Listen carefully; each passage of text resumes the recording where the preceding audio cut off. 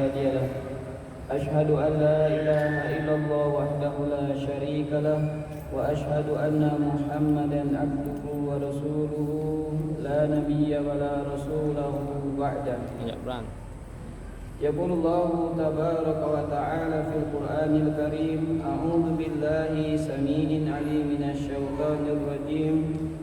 يا أيها الذين آمنوا اتقوا الله حق تقاته ولا تموتن إلا وأنتم مسلمون. وقال رسول الله صلى الله عليه وعلى آله وسلم: اتق الله حيثما كنت وأتبع سيئة حسنة تمحوها وخالق الناس بخلق حسن. Ikhwani rahimakumullah, alhamdulillah kita bersyukur kepada Allah Subhanahu wa taala. Malam hari ini kembali Allah takdirkan kita untuk bermuajahah, bertatap muka di majlis yang mulia ini untuk melanjutkan pembahasan rutin kajian malam Ahad di pekan pertama dan ketiga. Kita membahas kitab Minhajul Muslim. Dan pembahasan terakhir kemarin kita sudah sampai pembahasan al-mashu ala khufaini wal jabair, hukum mengusap khuf dan jabair atau jabirah atau perban atau gips dalam ilmu medis. Semoga Allah Subhanahu wa taala senantiasa mengistiqomahkan kita di atas kebaikan, sehingga kita berharap berkumpulnya kita tidak hanya terjadi di dunia ini, namun kelak di surga Allah Subhanahu wa taala. Amin ya rabbal alamin. Salawat dan salam semoga tercurahkan kepada Nabiullah Muhammad sallallahu alaihi wa ala alihi wasallam, pada keluarga sahabat tabi'in dan tabi'ut tabi'in serta orang-orang yang istiqamah menjalankan sunnah-sunnah beliau hingga yaumul kiamat. Ya rahimahullah, karena memang kita sudah lama kajian di sini, maka kita sudah masuk pembahasan cukup jauh ya. Dari pertama kali kurang lebih seperti ini, sebanyak ini, dan ana akan mereview ulang di syarat mashu atau fi syurutil mashi, tentang masalah mengusap khuf. Ini perlu saya ulang karena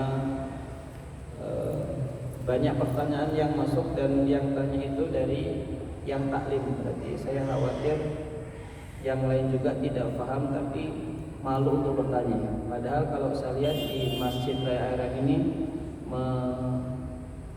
menayangkan secara live ya di Facebooknya, bisa diakses itu. Tapi tidak mengapa, kita ulang sementara. Jika nanti waktunya cukup, baru kita masuk ke fasal sari tentang masalah hukum haid dan nifas, jika waktunya cukup.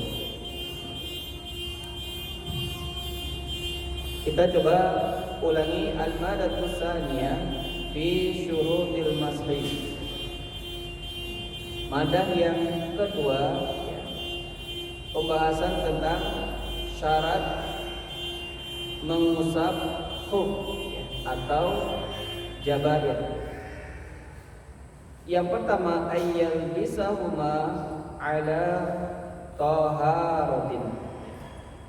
Ini yang pertama. Jadi seseorang itu boleh mengusap bagian atas sepatunya, bagian atas khufnya, bagian atas dari kaos kakinya ya, jika mereka memakai sepatu tadi dalam keadaan ala taharatin, dalam keadaan suci. Berarti ya, jika dia akan memakai kaos kaki, dia berwudu terlebih dahulu. Besok ada yang musafar kan ke Bendungan Batu Tegi misal. Maka jika antum pakai kaos kaki dan pakai sepatu, maka pastikan ketika akan memakai keduanya itu dalam keadaan telah berwudu. Antum yang punya istri akan safar, khawatir nanti di jalan tempat wudunya tidak memungkinkan untuk melepas kaos kakinya, ya, maka pastikan sebelum kita berangkat ke tempat safar yang telah disepakati yang akan dituju, maka berwudu terlebih dahulu. Agar apa? Jika nanti di tempat itu tidak memungkinkan untuk melepas kaos kaki kita, kita boleh mengusap bagian atasnya saja, ya, ketika berwudu. Terutama ibu-ibu, ya, kan kita ketahui kaki itu bagi ibu-ibu adalah, ya, aurat, ya, adalah aurat. Jadi dalam keadaan tertentu kaos kakinya itu tidak perlu dilepas kalau khawatir auratnya tersinggung. Seperti itu.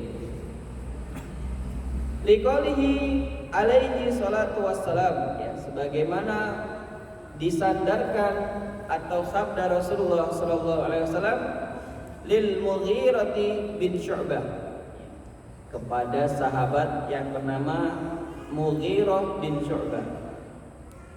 Beliau ini mendampingi Rasulullah SAW ketika beliau akan berwudu. Lama arada ayyan ziyahufai Nabi SAW, ya, qala, ya, beliau berkata, da'huma fa inni adkhaltuhuma tahiratain.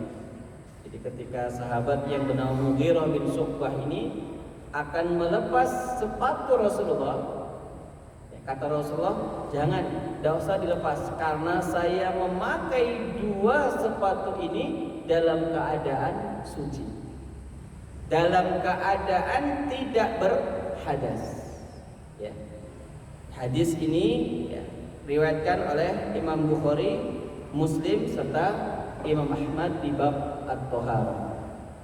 Ini dalil dari fuqaha yang menyebutkan bahwa seseorang ketika ingin mengusap bagian atas kaos kaki atau khufnya atau sepatunya itu keadaan telah berwudu.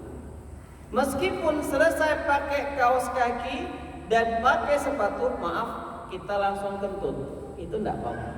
Nanti ketika wudu usap bagian atasnya. Jadi yang besok pagi mau safar ini ingat-ingat, cari kaos kaki yang enggak mahal dikit biar sabika ini, ya, biar tebal, ya.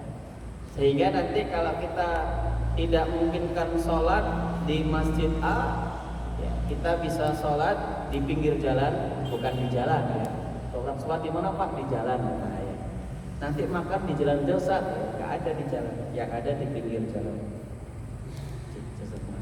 Nah, itu bisa diusap bagian atasnya.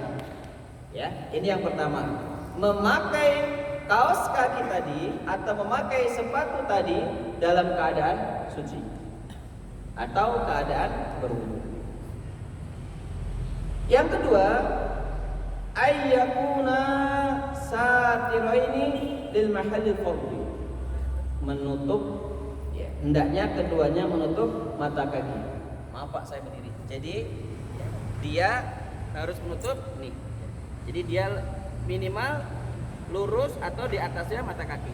Jadi kalau sepatunya yang model seperti itu, ya, kaos kakinya yang model seperti itu, ya, maka tidak diperbolehkan untuk diusap. Jadi dia menutup minimal kedua mata kakinya.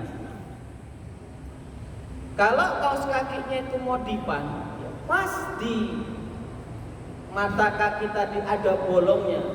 Ini apa Pak? AC, bukan AC tapi AB, angin berobos. Tidak sah kalau kita usap bagian atasnya. Kenapa? Karena dia tidak satiraini, tidak tertutup dengan kaos kaki atau sepatu tadi. Ini perlu diingat. Jadi pakai kaos kaki yang normal saja lah, tidak usah modif. Meskipun sekarang kadang-kadang yang modif lebih mahal. tapi dalam syariat nggak ada yang dimotif. Ya, motifnya cukup di motor atau mobil saja. Jadi ayakuna satiro ini ya, dia menutup sampai minimal sebatas mata kaki, lebih dikit. Ya, kalau kurang dari itu maka tidak diperbolehkan untuk al-mas'u, tidak diperkenankan untuk mengusap bagian atas ya sepatu atau khuf atau ya kaos kaki yang kita pakai. Diingatkan lagi ya, dipastikan kalau kita mau pergi seperti itu, karena sangat mungkin Pak ya, ketika kita wudhu di kapal ya, itu kan kadang tidak mungkin kan kita ngelepas sepatu, misalnya maaf agak kotor, kecuali antum naik kapal yang dermaga 5 eksekutif, nah itu agak nyaman sholatnya ya, tempat wudhunya juga bersih ya, semi bandara lah ya, karena kita keluar dari toilet itu langsung dibersihkan ya, persis seperti kita di toilet di bandara. Tapi kalau yang terminal yang dermaga 1 sampai 4 ya, karena harganya tidak semahal ya, terminal dermaga 5, maka dia tidak tahu bersihnya berapa hari sekali atau sehari berapa kali, kita tidak tahu. Kalau kayak gini sebaiknya jangan dilepas kaos kakinya, bahkan sepatu jangan dilepas. Nah nanti pas mau sholat ya cukup sepatunya yang dilepas, kaos kakinya tidak dikenakan. Ya karena jaga-jaga, kita tidak pernah tahu. Apalagi kalau bapak mas pergi bawa istri, kan kita tidak pernah ngerti sholatnya di mana, tempat wudhunya bagaimana, dan ya nanti keadaan ketika waktu sholat itu seperti apa. Maka jaga-jaga, syariat memberikan sebuah had ya, batasan bahwa kalau kamu mau pergi ya maka wudu ketika sebelum menggunakan kaos kaki, wudu sebelum menggunakan sepatu, agar nanti ketika istri kita wudu bahkan antum wudu itu tidak perlu melepas kaos kaki. Hanya kalau tempatnya tertutup, tempat wanita sendiri, tempat wudu sendiri, mau dilepas juga diperbolehkan. Kan kita tidak pernah tahu keadaan bagaimana ketika kita kondisi akan sholat tadi. Penting untuk diingatkan kepada ya istri atau mungkin adik perempuan kita ya, atau mungkin yang lainnya. Yang ketiga, ayyakuna samikaini la tabdu al-basharatu min tahtihima. Tebal, tidak tembus pandang.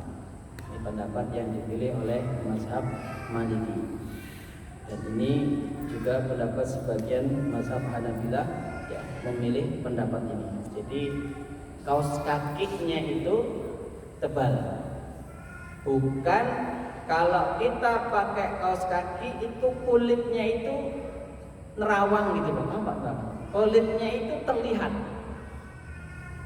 Nah, jika kaos kaki yang kita kenakan seperti itu, ini kalau di kitab ini Minhajul Muslim ini tidak boleh Pak kita ngusap bagian atasnya, kecuali kalau kita pakai kaos kakinya nerawang tapi sepatunya agak tinggi, nah, seperti sepatu tentara gitu ya Pak ya, ya itu boleh diusap bagian atasnya. Kenapa?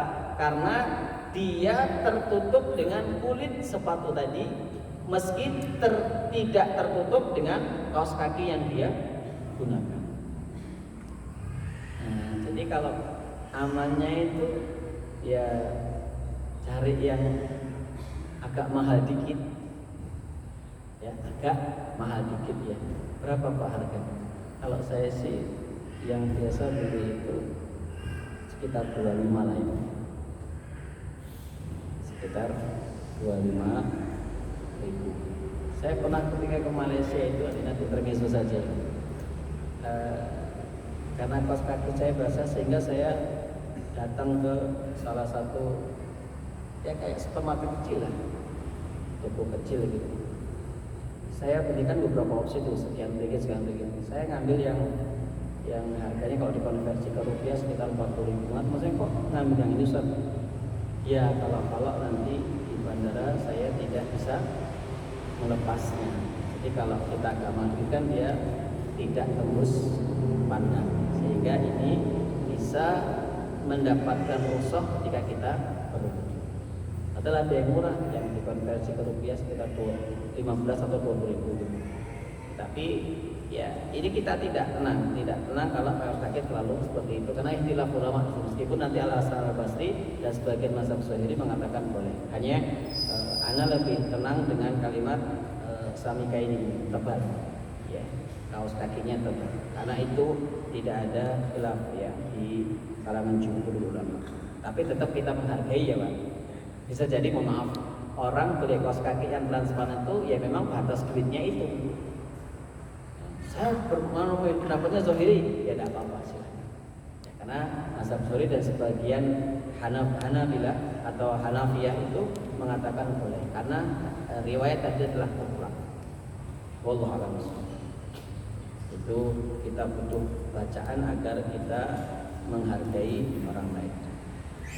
Kemudian yang keempat, Allah yazida muddatul mashi 'alal yaumi wa lailati lil muqim wala 'ala salasati ayyamin bilayaliha lil musafir. Ya. Batas mudah, batas maksimal seseorang boleh mengusap bagian atas kaos kakinya itu sehari semalam bagi orang yang mukim. Jadi orang yang mukim itu bolehnya sehari ya. Jadi dari subuh itu boleh diusap sampai dengan isya. Tapi subuh besoknya, subuh tadi ya Pak, mulai subuh tadi itu boleh mengusap sampai isya nanti. Ya, tetap dia sholat pakai kaos kakinya tadi. Tapi besok subuh hari Ahad itu dilepas dulu, dibasuh, nah dipakai lagi mulai dari zuhur, seperti itu terus. Ya, jadi kalau mukim itu sehari semalam. Wala ala salasati ayyamin bilayaliha lil musafir. Dan 3 hari 3 malam bagi seorang musafir. Kapan Ustadz dihitung terakhir dia wudu sebelum menggunakan kaos kakinya? Jadi kalau misalnya kita mau pergi safar itu jam 11, ya berarti ketika kita pakai itu dihitungnya zuhur. Zuhur hari itu ya asar, maghrib, isya, subuh, zuhur itu baru hitung sehari. Nah sampai 3 hari. Nanti subuh hari ketiga itu sudah dilepas. Ya, karena zuhurnya sudah harus menggunakan wudu yang seperti itu. Mudah Pak ya, bahwa kalau kita kenal begitu rahmatnya Allah Subhanahu wa taala memberikan syariat ya kepada umatnya, kita akan merasakan kenikmatan yang luar biasa. Hanya terkadang kita tidak tahu itu sehingga merasa berat. Saya hari Kamis itu Pak, malam Jumat, padahal saya selesai agenda di Bekasi itu jam 1, sehingga saya pulang. Perkiraan saya maghrib itu pasti di pelabuhan.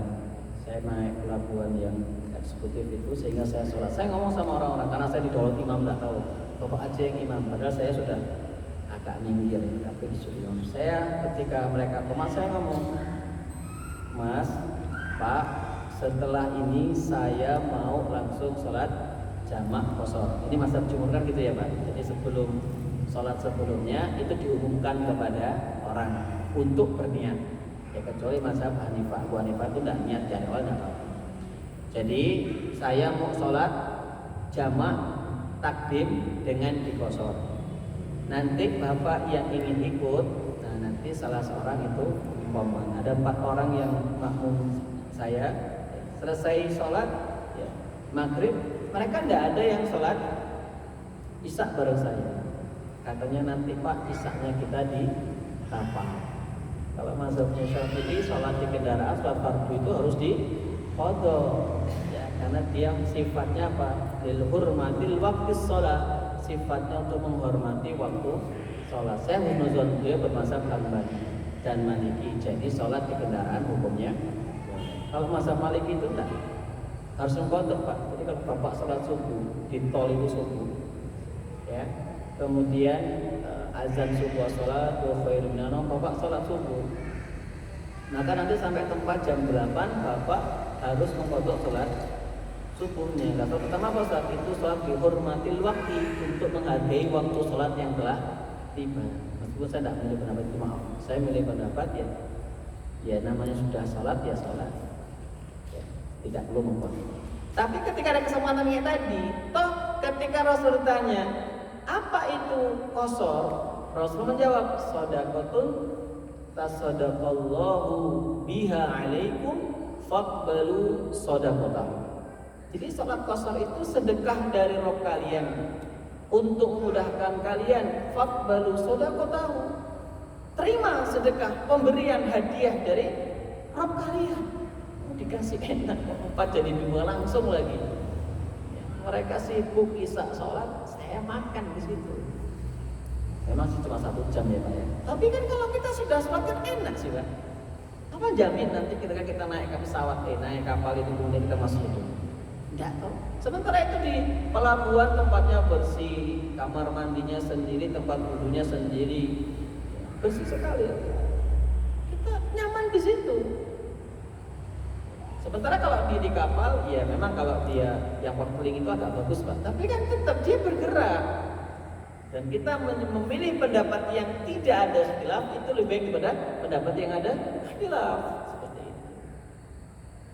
Ini namanya fikih aulawiyah. Jadi kita akan belajar.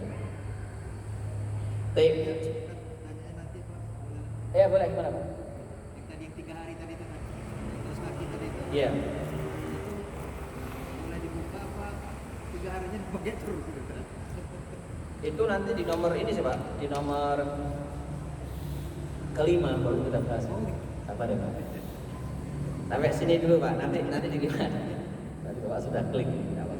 Nah, baik. Jadi 3 hari, sehari semalam untuk mukim, 3 hari 3 malam untuk musafir. Ini maksimal. Tapi kalau 2 hari kok sudah mulai berang-berang ya. Karena kita terlalu banyak konsumsi jengkol ya. Baiknya dilepas boleh atau diganti kos kaki. Dan kita bacakan.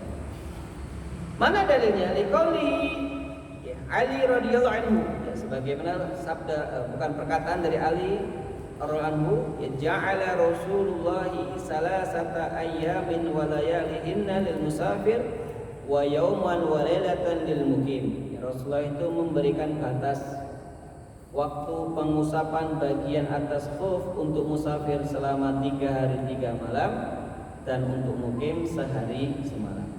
Ini yang keempat. Baik.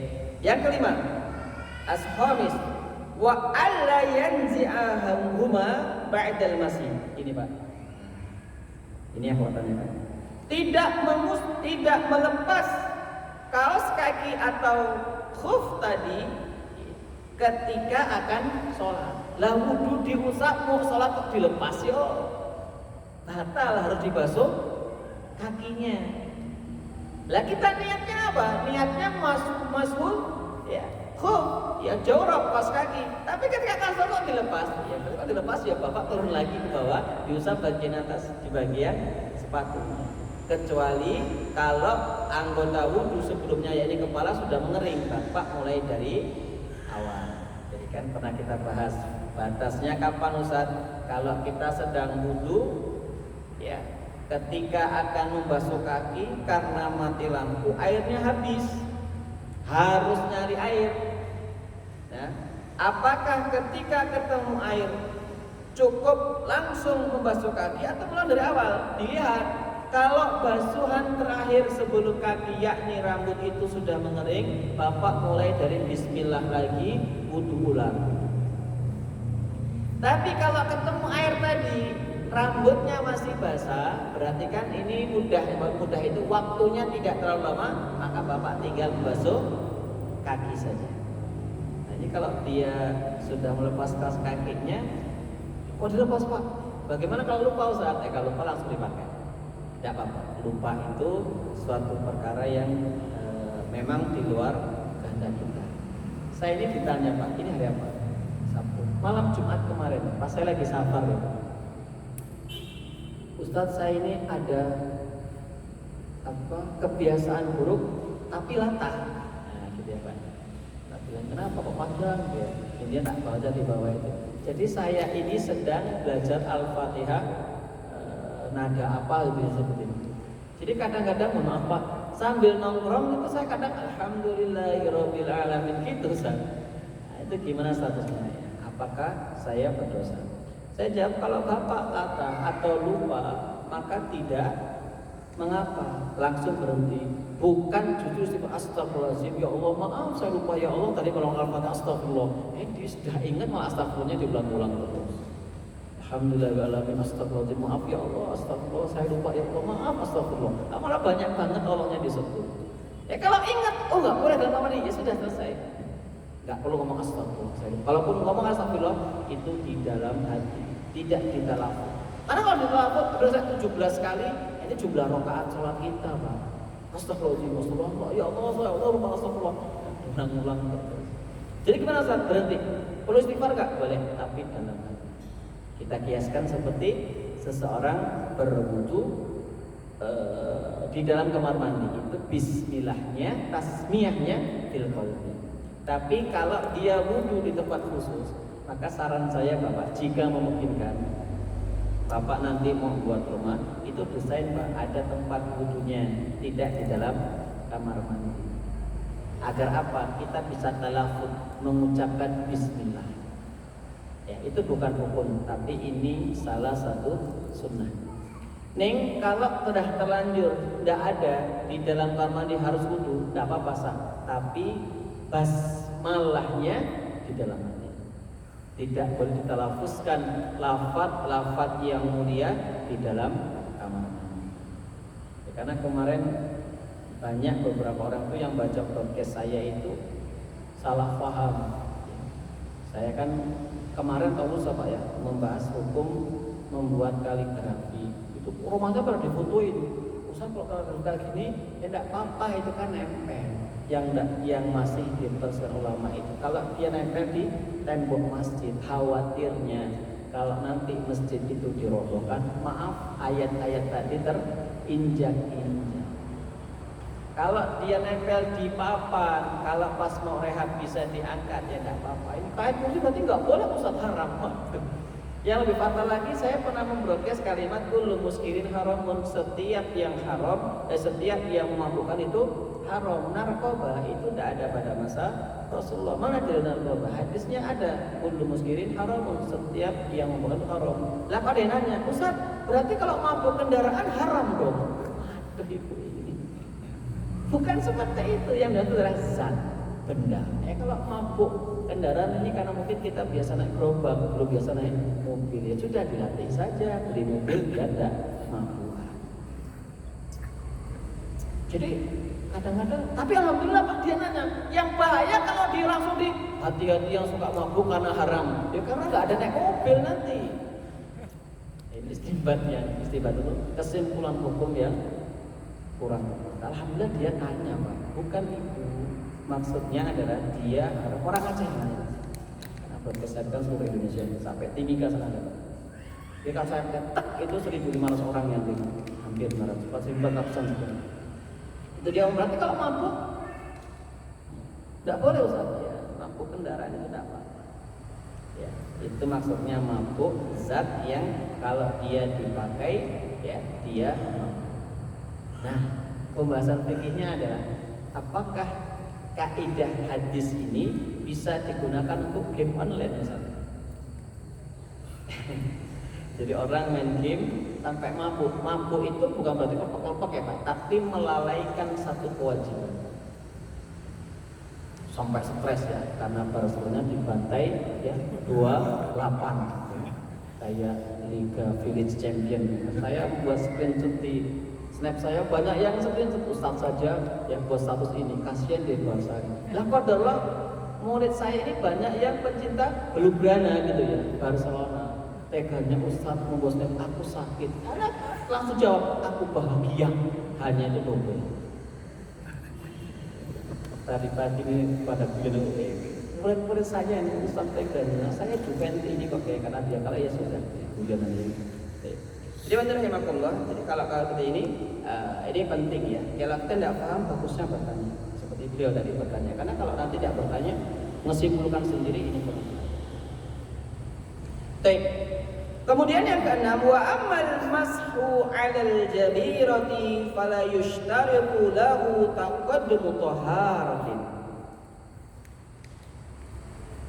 Adapun mengusap bagian jabirah, bagian perban atau gib ketika seseorang sakit itu tidak diharuskan dalam keadaan suci ketika mengusap. Orang sudah jatuh mau diperban, maaf wudu dulu biar nanti mesaknya itu kasihan. Jadi ini berlaku kalau dalam kondisi normal. Kalau dalam kondisi terluka dia diperban, selesai langsung perban saja. Nanti dia serap bagian atas. Saya kemarin ini luka Pak. Nah ini bagaimana Ustaz? Jadi kalau mau pakai perban luka ini kita karena memang perban yang model apa itu ada plastiknya. Jelas dia akan tembus.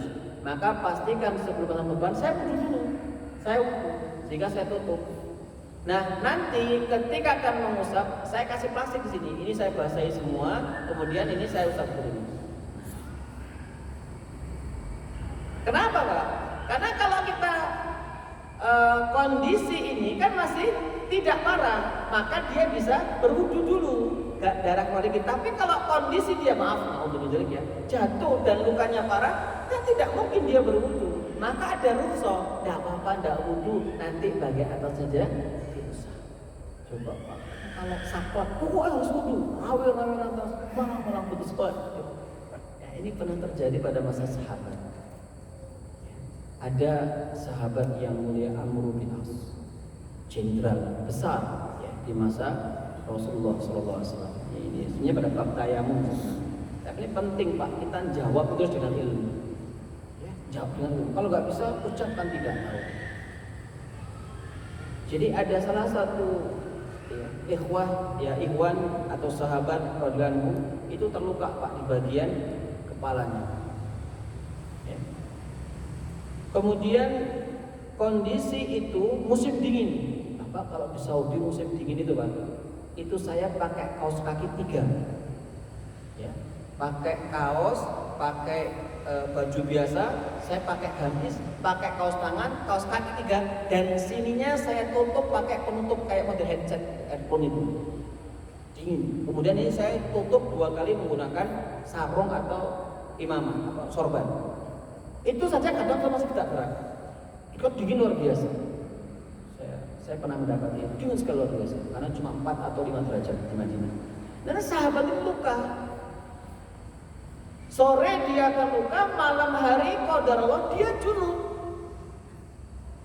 Ya. Setelah itu karena junub, ya jelas komandannya sahabat yang mulia Amr bin As tanya, wahai Amr bin As, ini saya junub. Mandi kamu? Tidak boleh tayamum. Mandi Pak. Meninggal orang ini. Ketika Rasulullah marah. Kamu sudah bunuh saudaramu. Harusnya cukup baginya tayamum. Hanya hati-hati Pak. Jadi kalau bahasa Inggris ojo kemaki, ojo sok-sokan. Kalau kita ditanya tidak tahu, ucapkan tidak tahu. Saya itu setiap hari melayani 50 pertanyaan, kadang lebih dari 60% yang saya jawab tidak tahu. Dan saya tidak malu, antum sampaikan ke manusia bahwa Nur Ahmad ditanya tidak tahu. Ya karena saya tidak tahu. Kenapa Pak? Kalau saya jawab A, itu nanti diserang kata ustadz saya. Wah ini jadi dosa jariah ini. Jadi saya sering Pak, setiap hari itu banyak yang bertanya ke Ahad kita tangguhkan di sana. Ahad itu saya walaupun bertanya saya jawab besok Senin insya Allah.